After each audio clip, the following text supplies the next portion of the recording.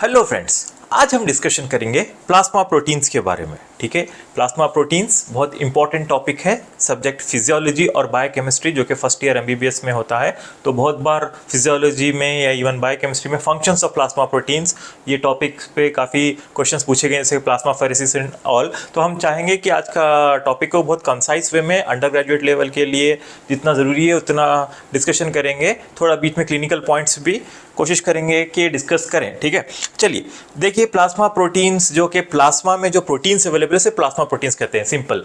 तो तकरीबन 100 plasma proteins अब तक पता चले हैं, लेकिन 3 इंपॉर्टेंट प्लाज्मा प्रोटीन्स हैं जो कि मेजर प्लाज्मा प्रोटीन्स हैं, वो है एल्ब्यूमिन, ग्लोब्यूलिन और फाइब्रिनोजन। ठीक है, फाइब्रिनोजन, ये 3 इंपॉर्टेंट प्लाज्मा प्रोटीन्स हैं।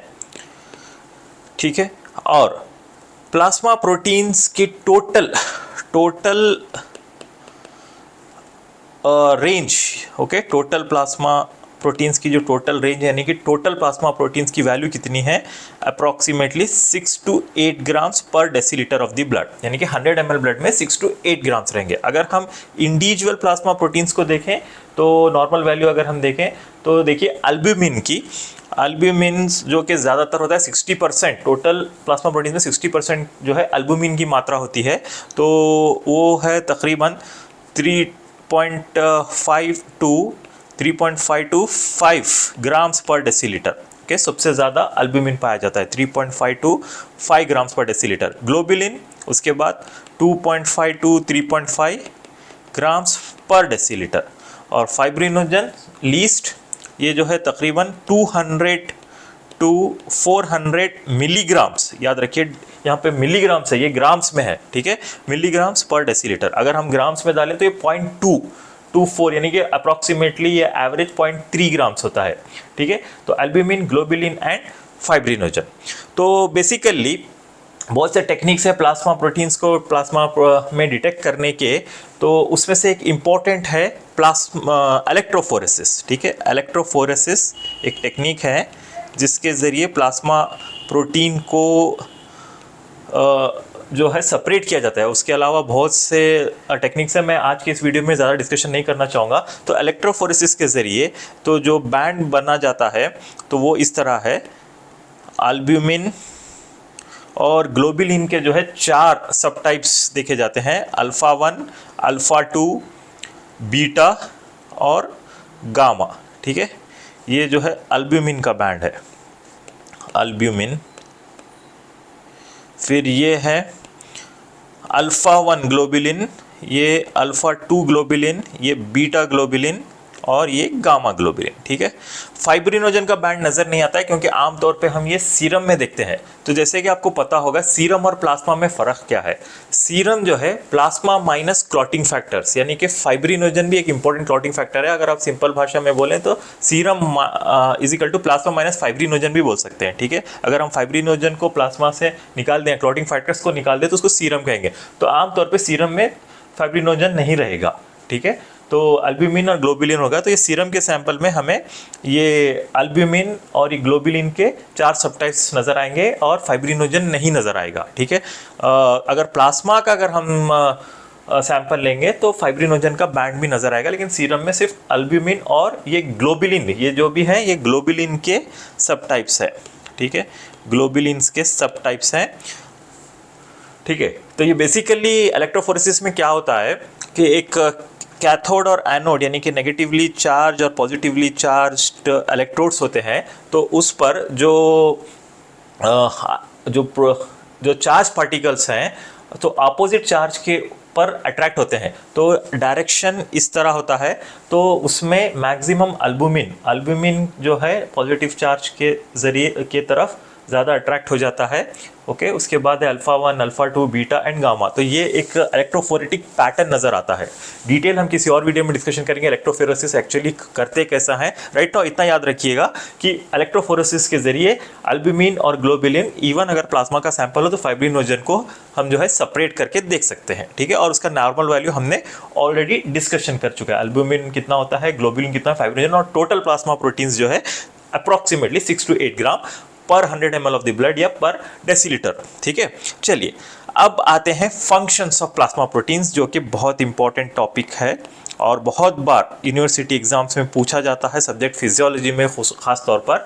तो पहला हम जो है इंडिविजुअल प्लाज्मा प्रोटीन्स के डिस्कशन करेंगे ताकि आपको याद रहे। तो पहले हम एल्ब्यूमिन से शुरू करते हैं, ठीक है। तो एल्ब्यूमिन देखिए, ये एक, जैसे मैंने आपको बताया, पूरे प्लाज्मा प्रोटीन्स में ये सबसे ज़्यादा मात्रा एल्ब्यूमिन की होती है, ठीक है। इसका जो है मॉलिक्यूलर वेट अराउंड 69,000 होता है, मॉलिक्यूलर वेट 69,000 होता है। तो ये एक सिंपल सा एक प्रोटीन है जिसमें अमाइनो एसिड्स रहते हैं। और एल्ब्यूमिन जो है इसका प्रोडक्शन लीवर में होता है, ना कि एल्ब्यूमिन। तकरीबन जो भी प्लाज्मा प्रोटीन्स हैं, ऑलमोस्ट ऑल, हाँ, एक्सेप्ट फॉर इम्यूनोग्लोबुलिन्स, जो कि गामा ग्लोबुलिन्स होते हैं, वो जो है कि किसी और जैसे कि WBCs वगैरह, माइक्रोफेजस, वहाँ से उसका प्रोडक्शन होता है। वो हम बाद में डिस्कशन करेंगे, जो भी गामा इम्यूनोग्लोबुलिन्स है। राइट नाउ इतना याद रखिए, एल्ब्यूमिन जो है लीवर में सिंथेसाइज होता है और बहुत से दूसरे प्लाज्मा प्रोटीन्स भी लीवर में सिंथेसाइज होता है। तो इसका क्लिनिकल इंप्लीकेशन ये है, अगर लीवर ख़राब हो, यानी कि लीवर का फेलियर हो, तब एल्ब्यूमिन का प्रोडक्शन कम हो जाता है और उसकी मात्रा सीरम या ब्लड में कम हो जाती है। तो उसकी वजह से काफ़ी प्रॉब्लम्स होते हैं। एक इम्पॉर्टेंट क्लिनिकल क्लू है कि एडिमा नज़र आता है, लीवर फेलियर में एडिमा। एडिमा क्यों नज़र आता है? क्योंकि एल्ब्यूमिन या दूसरे प्रोटीन्स की मात्रा कम हो जाती है, जो कि ऑस्मोटिक प्रेशर मेंटेन करता है। तो पहला फंक्शन एल्ब्यूमिन का एक याद रख लीजिए, फर्स्ट इंपॉर्टेंट फंक्शन है maintaining the osmotic pressure of the blood. So maintaining the osmotic pressure of the blood. तो ये ऑस्मोटिक प्रेशर क्या है और ये कैसे मेंटेन करता है, ये डिस्कशन करते हैं। Osmotic pressure of the blood, इसको हम ऑन्कोटिक प्रेशर भी कह सकते हैं। ये जो है एल्ब्यूमिन एक ऑन्कोटिक प्रेशर एग्जर्ट करता है। तो इसको जानने के लिए चलिए डिस्कशन करते हैं। तो आपको पता होगा कि जो सेल के अतराफ, कोई भी सेल हो, यहाँ पे आपको ड्रॉ करके बताता हूँ। मान लीजिए कि एक सेल है, कोई भी एक सेल है, तो इस सेल के अतराफ, यानी कि अक्रॉस दिस सेल मेम्ब्रेन, जो ब्लड से जो भी एक्सचेंज होता है वो कैपिलरी के लेवल पे होता है, ठीक है, कैपिलरीज के लेवल पे होता है। तो आपको पता होगा कि आर्टरीज जो है, बड़े आर्टरीज जो है आर्टीरियोल्स में, स्मॉलर कैलिबर के आर्टीरियोल्स में डिवाइड हो जाते हैं। फिर उसके बाद अल्टीमेटली कैपिलरीज में होता है। कैपिलरीज में एक्सचेंज होता है अक्रॉस द सेल्स, जो भी transport across the cell membrane, या कि जो ब्लड के जो इंपॉर्टेंट कॉन्स्टिट्यूएंट्स है जिसको सेल में जाना होता है, और सेल के मेटाबॉलिज्म के बाद जैसे कि कार्बन डाइऑक्साइड और मेटाबोलाइट जो है वापस वेन्यूल्स, कैपिलरीज के एंड पे जाते हैं, जहाँ से वेन्यूल से कंटिन्यू होता है। तो ये एक आर्टीरियल एंड होता है कैपिलरीज का, एक वीनस एंड होता है, ठीक है। तो आर्टीरियल एंड में तो इसके अंदर तो तकरीबन जो है प्लाज्मा प्रोटीन्स और जो है ब्लड रहता है। तो आर्टीरियल एंड में एक प्रेशर रहता है, यानी कि ब्लड प्रेशर जैसे कि आपको पता होगा, नॉर्मल ब्लड प्रेशर जो है systolic 120 millimetre of mercury average, और डायस्टोलिक 80 मिलीमीटर ऑफ मर्क्यूरी, ये जो है आर्टीरियल ब्लड प्रेशर होता है। वही प्रेशर जो छोटे ब्लड वेसल्स में, जैसे कि कैपिलरीज में आने के बाद, इसे कहते हैं हम यहाँ का हाइड्रोस्टैटिक प्रेशर यानी कि ब्लड प्रेशर कैपिलरीज में आर्टीरियल एंड में 35 मिलीमीटर होता है अप्रॉक्सीमेटली। यहाँ पर हाइड्रोस्टैटिक प्रेशर जो है 35 मिलीमीटर ऑफ मर्क्यूरी होता है, यानी कि 35 मिलीमीटर। तो इसका काम क्या होता है, ये प्रेशर से जो है फ्लूइड बाहर जाता है। 35 मिलीमीटर ऑफ मर्क्यूरी जो प्रेशर होता है आर्टीरियल एंड पे, इस प्रेशर के ज़रिए फ्लूइड या ब्लड का जो प्लाज्मा लिक्विड है और जो मटेरियल्स है, ये पुश हो जाता है इधर, ठीक है, बाहर। लेकिन यहाँ पर कुछ और एक फोर्स भी होता है जो इस फ्लूइड के पार्टिकल्स को बाहर जाने से रोकते हैं, यानी कि अपोजिट डायरेक्शन में उसका काम होता है, और वो मेंटेन करता है प्लाज्मा प्रोटीन्स। और मेजॉरिटी ऑफ प्लाज्मा प्रोटीन्स है एल्ब्यूमिन, जो मैं ग्रीन कलर से हाईलाइट कर रहा हूँ, वो है प्लाज्मा प्रोटीन्स एल्ब्यूमिन मेजॉरिटी। तो एल्ब्यूमिन जो है एक प्रेशर एग्जर्ट करता है, जिसे कहते हैं हम ऑस्मोटिक प्रेशर या सिंपली ऑन्कोटिक प्रेशर भी कह सकते हैं। Okay. Oncotic, colloidal oncotic pressure भी कह सकते हैं या ऑस्मोटिक प्रेशर भी कहते हैं इसको। तो इसका काम क्या होता है कि जो भी फ्लूइड जो बाहर जा रहा है उसे खींचे, यानी कि एक सेक्शन फोर्स क्रिएट करता है। हाइड्रोस्टैटिक प्रेशर ये जो 35 मिलीमीटर है, हाइड्रोस्टैटिक प्रेशर क्या है, नथिंग बट ब्लड प्रेशर है आर्टीरियल एंड पे, तो इसको हम हाइड्रोस्टैटिक प्रेशर भी बोलते हैं, जो कि फ्लूइड को बाहर की तरफ ये फोर्स एक्ट करता है, हाइड्रोस्टैटिक प्रेशर। और ये जो है अल्ब्यूमिन्स वगैरह, प्लाज्मा प्रोटीन्स, ये फ्लूइड को अंदर ट्रैप करने की कोशिश करते हैं। तो दोनों अपोजिट फोर्सेस हैं। और ये जो अल्ब्यूमिन जो एग्जर्ट करता है ऑन्कोटिक प्रेशर या कोलाइडल ऑस्मोटिक प्रेशर, तो ये होता है अप्रॉक्सीमेटली 25 मिलीमीटर ऑफ मर्क्यूरी, ठीक है। तो यहाँ पर 35 मिलीमीटर के प्रेशर से फ्लूइड बाहर जाने की कोशिश करता है, और 25 मिलीमीटर का जो प्रेशर है सेक्शन प्रेशर है, जो कि फ्लूइड को बाहर जाने से रोकता है। तो ये जो दोनों प्रेशर हैं, तो यहाँ पर देखिए हाइड्रोस्टैटिक प्रेशर ज़्यादा है, तो अल्टीमेटली हाइड्रोस्टैटिक प्रेशर ज़्यादा होने की वजह से ऑन्कोटिक प्रेशर से कुछ फ्लूइड जो है कैपिलरीज से इंटरस्टिशियल फ्लूइड में आ जाता है, ठीक है। कैपिलरी से इंटरस्टिशियल फ्लूइड में आ जाता है, तो ये यहाँ पर फ्लूइड आने के बाद यही फ्लूइड से सेल्स पे एक्सचेंज हो जाता है, जो कि इंपॉर्टेंट इसमें जैसे ग्लूकोज है या जो भी न्यूट्रिएंट्स है जो सेल को चाहिए वहाँ पे आ जाता है, ठीक है। अब आते हैं वीनस एंड पे। तो वीनस एंड पे हाइड्रोस्टैटिक प्रेशर जो है थोड़ा सा कम रहता है यहाँ पर, जैसे कि यहाँ पर 35 है, तो यहाँ पर कम होके 15 मिलीमीटर होता है। तो यहाँ पर भी सेम हाइड्रोस्टैटिक प्रेशर है, कैपिलरीज ही हैं, ये एक आर्टीरियल एंड है, यहाँ के आर्टीरियल यहाँ पे टर्मिनेट हो गया, यहाँ पर वेन्यूल्स या वेन्स स्टार्ट होते हैं कैपिलरीज के, ठीक है। तो 15 मिलीमीटर जो है ये भी एक हाइड्रोस्टैटिक प्रेशर ही है, ये वीनस एंड पे होता है, जो कि कैपिलरीज के ही हैं हाइड्रोस्टैटिक प्रेशर, ठीक है। लेकिन ऑस्मोटिक प्रेशर या ऑन्कोटिक प्रेशर जो कि अल्ब्यूमिन मेंटेन करता है वो 25 मिलीमीटर वो कांस्टेंट ही रहता है, ठीक है, वो कांस्टेंट ही रहता है। तो यहाँ पर भी 25 मिलीमीटर का ऑन्कोटिक प्रेशर है। तो जब यहाँ पर हाइड्रोस्टैटिक प्रेशर जो कि पुश कर रहा है वो कम है और जो सक कर रहा है वो ज़्यादा है, तो इस वजह से यहाँ पे सक्शन फोर्स ज़्यादा होता है, तो वीनस एंड पे जो है फ्लूइड फिर से वापस अंदर जाता है। तो जो भी फ्लूइड यहाँ पे गया सेल का मेटाबॉलाइज होने के बाद फिर से यहाँ पे जो इंटरस्टिशियल का फ्लूइड है ये वापस ले लेता है। तो इस तरह से नॉर्मली जो है ब्लड के में का जो वॉल्यूम है ये मेंटेन रहता है, और जो फ्लूइड मूवमेंट होता है ये यहीं पर रहता है, यानी कि इंटरस्टिशियल फ्लूइड में ज़्यादा इंटरस्टिशियल एरिया जो है यहाँ पर ज़्यादा फ्लूइड एक्यूमुलेट नहीं होता है।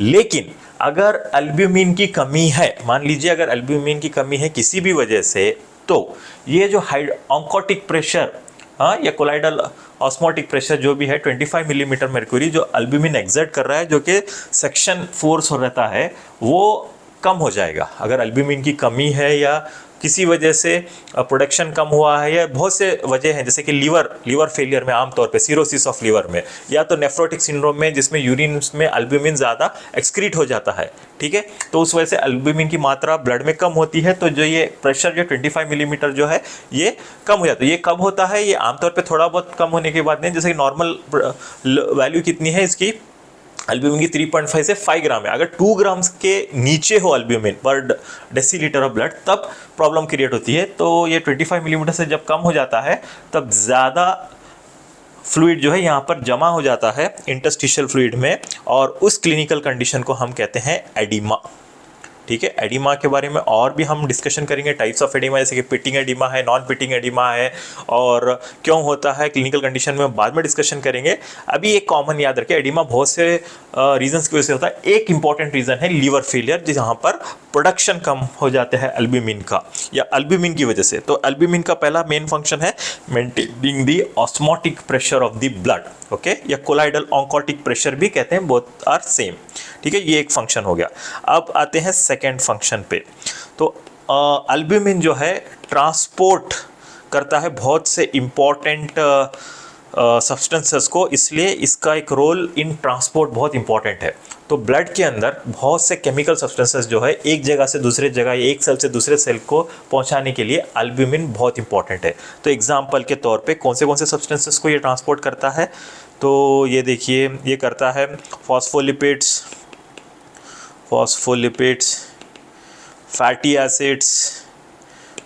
एसिड्स है, बिलीरुबिन है।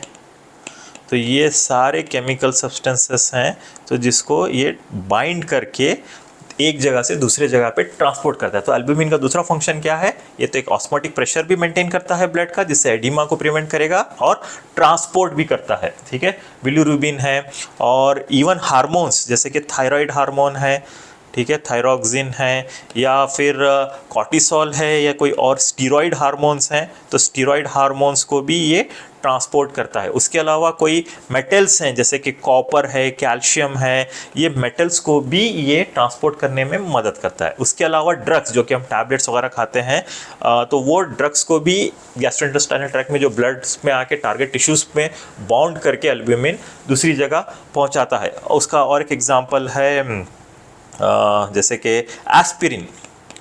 एस्पिरिन है, सैलिसिलेट्स है, फिनाइटोइन है। ये कुछ एग्जांपल्स हैं सो ड्रग्स के जो एल्ब्यूमिन ट्रांसपोर्ट करता है। तो एल्ब्यूमिन का काम ट्रांसपोर्ट भी है। देखिए, एल्ब्यूमिन का और एक इनएक्टिव फॉर्म होता है प्री एल्ब्यूमिन। ठीक है, प्री एल्ब्यूमिन। सो प्री एल्ब्यूमिन भी ट्रांसपोर्ट करता है कुछ substances, example thyroid hormones. Okay, pre albumin, तो उसे कहते हैं ट्रांसथायरेटिन। एल्ब्यूमिन भी ट्रांसपोर्ट करता है थायराइड हार्मोन्स को, और इवन प्री एल्ब्यूमिन भी, वो भी एक एल्ब्यूमिन का एक किस्म है, प्री एल्ब्यूमिन। ठीक है, तो ये था second important function. Third important function क्या है एल्ब्यूमिन का? ये जो है न्यूट्रिटिव फंक्शन है इसका।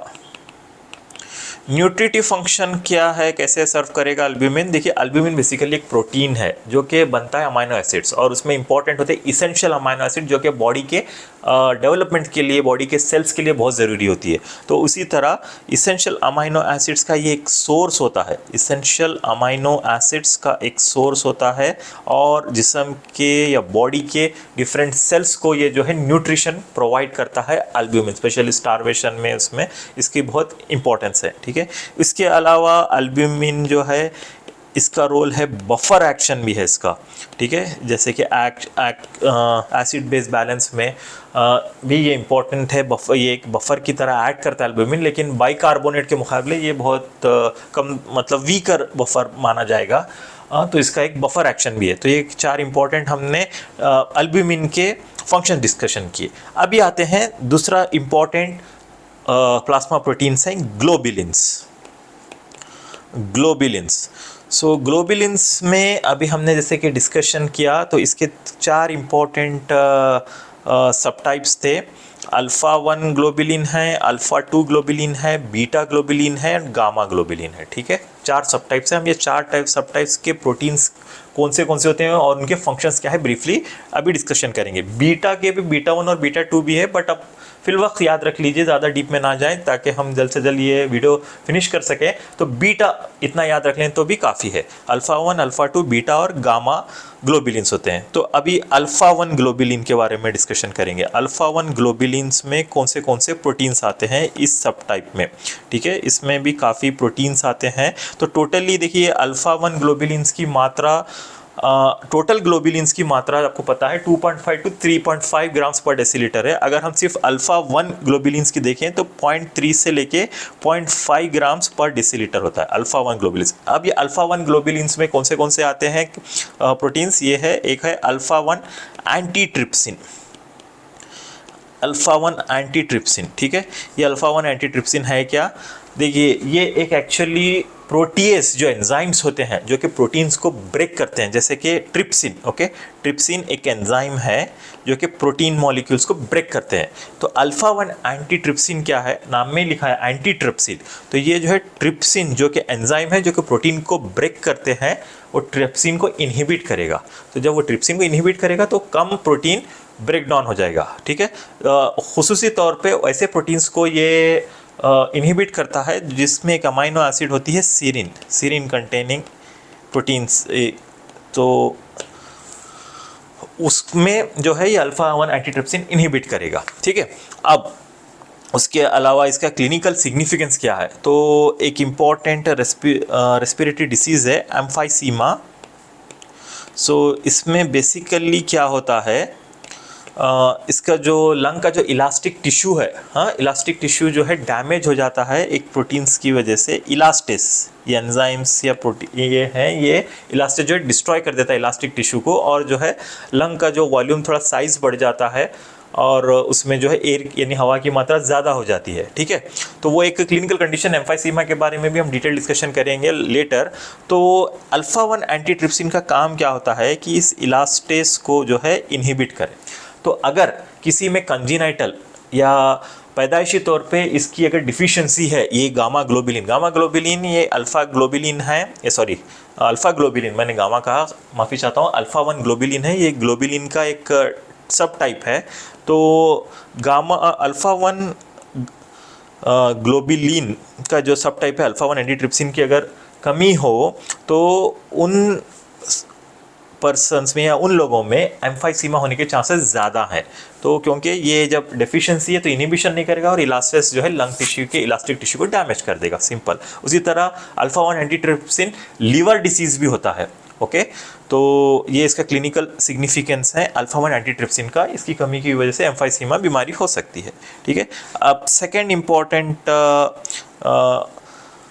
अल्फ़ा 1 ग्लोबिलिन के बारे में बात करेंगे। इसको हम हाई डेंसिटी लाइपोप्रोटीन या HDL भी कहते हैं, या इसका और एक नाम है अल्फ़ा 1 लाइपोप्रोटीन, अल्फ़ा 1 लाइपोप्रोटीन। इसे गुड कोलेस्ट्रॉल भी कहा जाता है। तो इसका मेन काम क्या होता है, रिवर्स कोलेस्ट्रॉल ट्रांसपोर्ट, यानी कि टिश्यू से लीवर पे ट्रांसपोर्ट होता है, ओके। HDL और अल्फ़ा 1 लाइपोप्रोटीन कहते हैं। फिर थर्ड इम्पॉर्टेंट है अल्फ़ा 1 फीटोप्रोटीन, जो कि एक फीटल प्रोटीन है।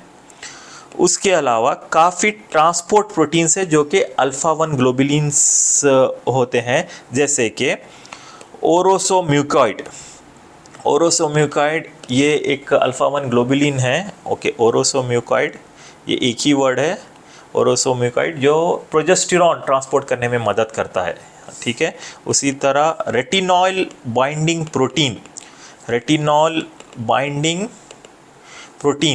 ठीक है, ये भी इम्पॉर्टेंट अल्फ़ा 1 ग्लोबिलिन है, जो कि रेटिनॉल यानी कि विटामिन ए का जो केमिकल सब टाइप है उसको बाइंड करने में और विटामिन ए को ट्रांसपोर्ट करने में मदद करता है। उसी तरह थायराइड बाइंडिंग प्रोटीन, अभी हमने एल्ब्यूमिन में डिस्कशन किया थायराइड हार्मोन्स को, प्री एल्ब्यूमिन और एल्ब्यूमिन यानी कि थायरोथिन भी ट्रांसपोर्ट करता है, एल्ब्यूमिन भी बॉन्ड करके थायराइड ग्लैंड से जो भी थायराइड हार्मोन रिलीज होता है ब्लड में डिफरेंट पार्ट्स पर ट्रांसफर करता है। उसी तरह अल्फ़ा 1 ग्लोबिलिन भी, जिसको फुल फॉर्म है थायराइड बाइंडिंग प्रोटीन, वो भी ट्रांसपोर्ट करने में मदद करता है। यानी कि 3 इंपॉर्टेंट प्लाज्मा प्रोटीन्स है जो कि थायराइड हार्मोन्स को ट्रांसपोर्ट करने में मदद करते हैं, प्री एल्ब्यूमिन और थायराइड बाइंडिंग प्रोटीन।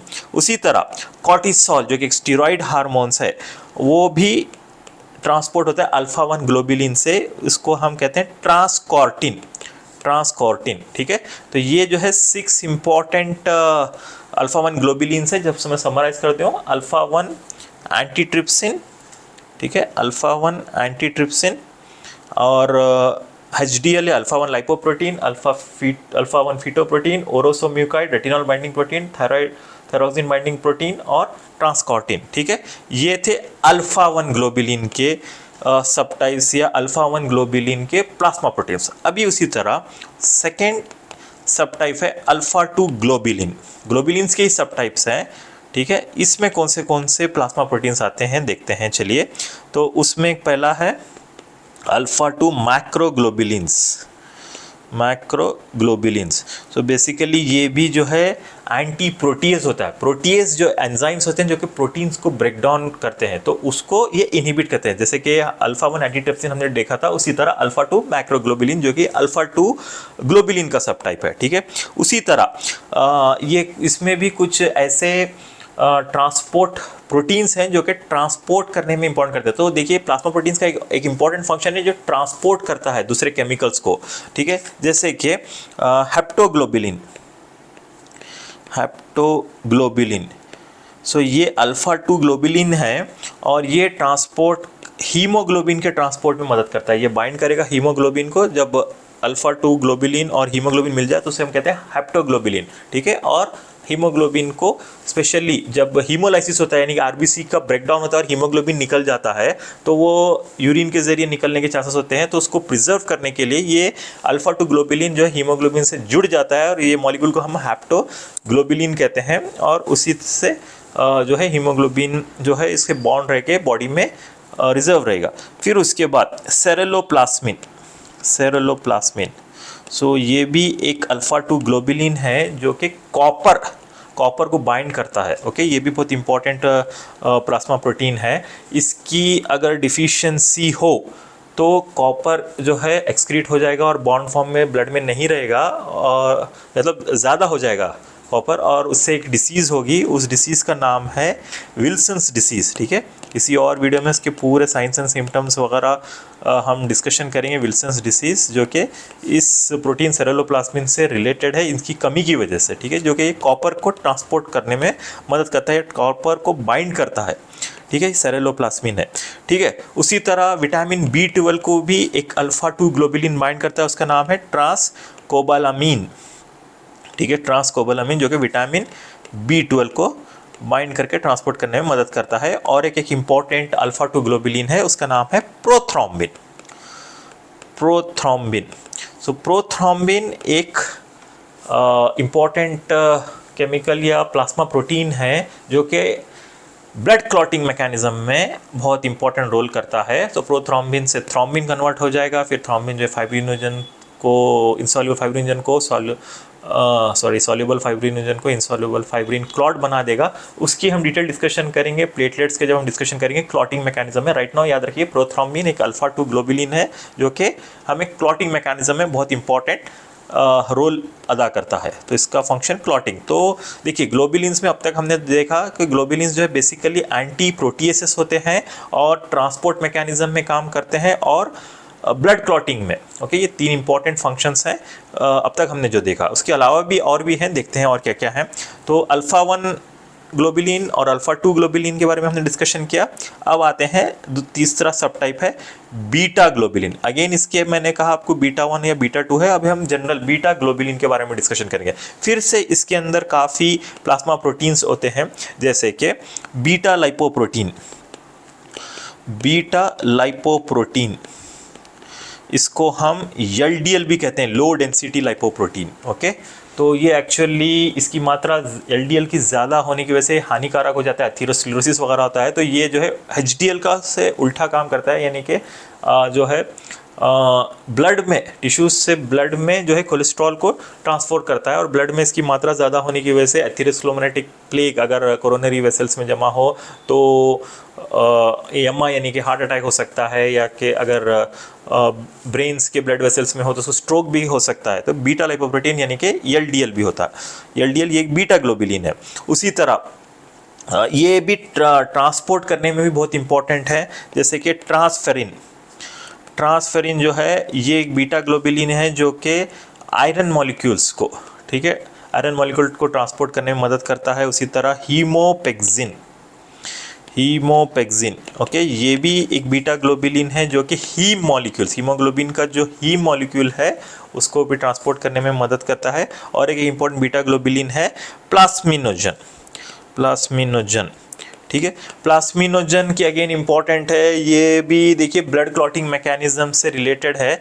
हम इसके बारे में भी लेटर डिटेल डिस्कशन करेंगे। अगर हम अभी ये ब्लड क्लॉटिंग का मैकेनिज्म डिटेल डिस्कशन करेंगे तो टाइम परमिट नहीं होगा, और ये वीडियो का लेंथ ऑलरेडी ज़्यादा हो रहा है, तो उसको मिनिमाइज़ करने के लिए मैं ब्रीफली बोल दूंगा कि अभी मैं ब्रीफली बोल रहा हूँ कि प्लास्मिनोजन बस ब्लड क्लॉटिंग मैकेनिज्म में इंपॉर्टेंट रोल अदा करता है, जो कि एक बीटा ग्लोबुलिन है, ठीक है। उसके अलावा बीटा 2 माइक्रोग्लोबुलिन भी है, बीटा 2 माइक्रोग्लोबुलिन, बीटा 2 माइक्रोग्लोबुलिन है जो कि रीनल फंक्शनल टेस्ट यानी कि renal tubular tests, renal tubular test determine करने के लिए काम आता है। ये बीटा ग्लोबुलिन्स है, ठीक है। फिर फाइनली जो चौथा किस्म है ग्लोबुलिन्स का वो है गामा ग्लोबुलिन, ठीक है, गामा ग्लोबुलिन।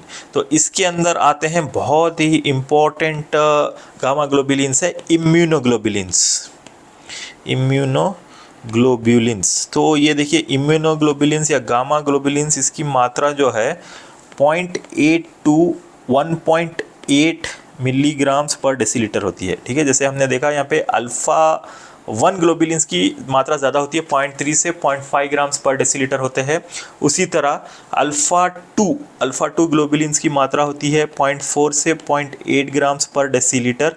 ठीक है, अल्फ़ा 2 ग्लोबुलिन्स की मात्रा। फिर बीटा ग्लोबुलिन्स की मात्रा होती है 0.6 से लेके 1 ग्राम्स पर डेसीलीटर। ठीक है, यानी क्वांटिटी बता रहा हूँ।